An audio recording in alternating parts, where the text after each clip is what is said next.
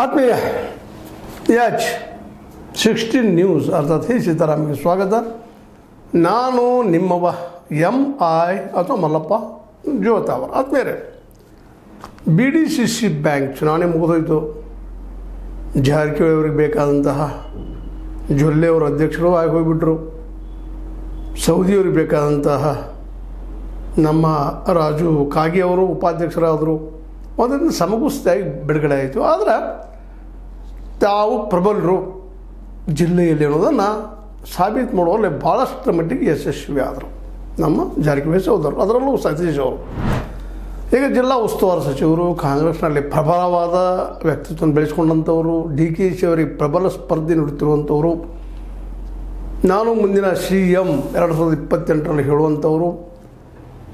ಈ ಜೊಲ್ಲೆಯವರು ನೇಮಿಸೋದ್ರಲ್ಲಿ ತಪ್ಪಿದ್ರಾ ಅಂತ ಒಂದು ಪ್ರಶ್ನೆ ಹೇಳ್ತಾ ಇದೆ ಇತ್ತೀಚೆಗೆ. ಹೌದು, ಮಾತು ಉಳಿಸ್ಕೊಂಡ್ರು.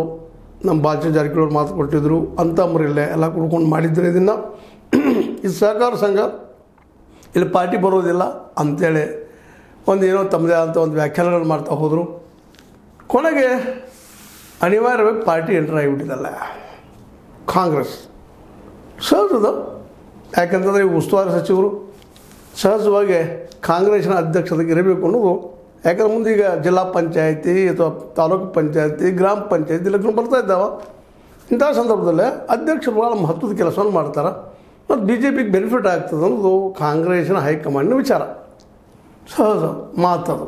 ಈ ದಿಸೆಯಲ್ಲಿ ನಮ್ಮ ಏನಪ್ಪ ಅಂದರೆ ಸಿದ್ದರಾಮಯ್ಯನ ಮಾತನ್ನು ಅವರ ಪರಮ ಶಿಷ್ಯ ನಮ್ಮ ಸತೀಶ್ ಅವರು ಧಿಕ್ಕರಿಸಿದಾರ ಅಂತೇಳಿ. ಯಾಕಂದ್ರೆ ಅವರು